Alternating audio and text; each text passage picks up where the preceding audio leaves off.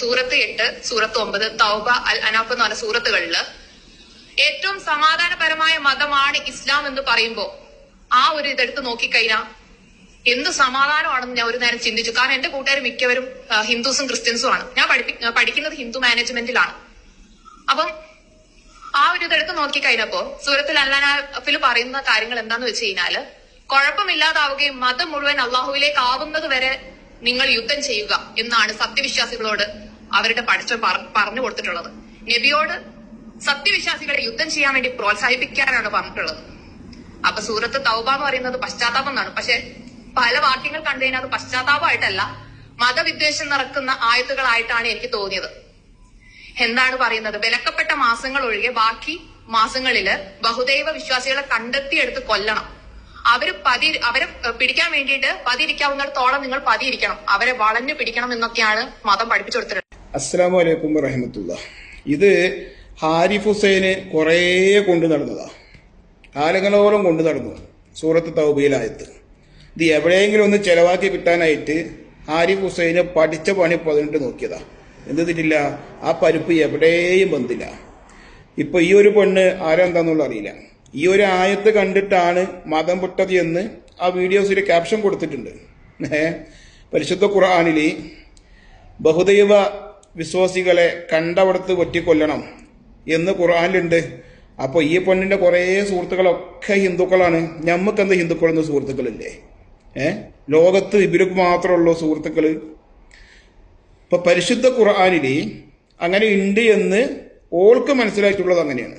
ആർക്ക്? ഈ പെണ്ണിന്. ഹാരിഫ് ഹുസൈന് വിഷയം പറയുന്നത് ഹാരിഫ് ഹുസൈന് മനസ്സിലായിട്ടുള്ളത് അങ്ങനെയാണ്. എന്നാൽ മുസ്ലിം ഉമ്മത്തിൽ എന്ത് ചെയ്തിട്ടില്ല, ഒരാളും അങ്ങനെ മനസ്സിലാക്കിയിട്ടില്ല. കാരണം എന്താ? പരിശുദ്ധ ഖുർആൻ മുഹമ്മദ് നബിക്ക് അവതരിപ്പിച്ചതാണ്. മുഹമ്മദ് നബിയിൽ നിന്ന് ആയത്ത് കേട്ടു പഠിച്ച സഹാബാക്കളോ താബീങ്ങളോ തബിതാബീങ്ങളോ 1400 കൊല്ലം മുസ്ലിം ഉമ്മത്തിൽ ഒരു ഇസ്ലാമിക മതവിശ്വാസിയും എന്ത് ചെയ്തിട്ടില്ല, പരിശുദ്ധ ഖുർആനിൽ ബഹുദൈവ വിശ്വാസികളെ കണ്ടവിടത്ത് വെച്ച് വെട്ടിക്കൊല്ലണമെന്ന് ഖുർആനിൽ നിന്ന് ഒരു വിശ്വാസികളും മനസ്സിലാക്കിയിട്ടില്ല. പരിശുദ്ധ ഖുർആനിൽ അങ്ങനെ ഉണ്ട് എന്നാണെങ്കിൽ, മുഹമ്മദ് നബി അങ്ങനെ പഠിപ്പിച്ചിട്ടുണ്ട് എന്നാണെങ്കിൽ അത് അംഗീകരിക്കുന്ന ആളുകളാണ് മുസ്ലിങ്ങള്.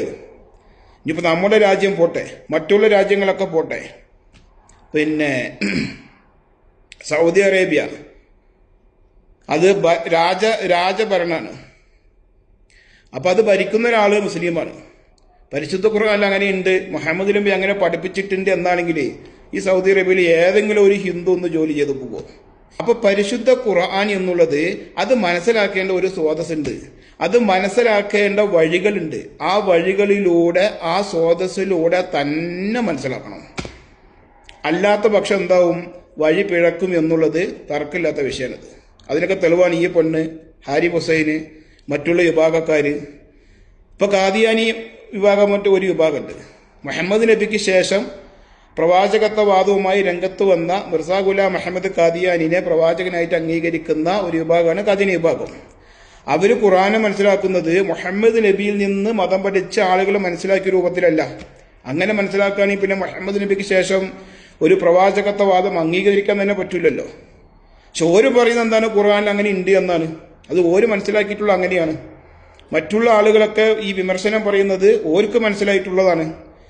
യഥാർത്ഥ ഒരു വിശ്വാസിയെ സംബന്ധിച്ചിടത്തോളം പരിശുദ്ധ ഖുർആൻ അത് മനസ്സിലാക്കേണ്ട, പഠിക്കേണ്ട വഴികളിലൂടെ സ്രോതസ്സിലൂടെ തന്നെ മനസ്സിലാക്കണം, പഠിക്കണം എന്നുള്ളത് മുസ്ലിമിനെ സംബന്ധിച്ചിടത്തോളം നിർബന്ധമാക്കപ്പെട്ട കാര്യമാണ്. മനസ്സിലാവുന്നുണ്ടോ?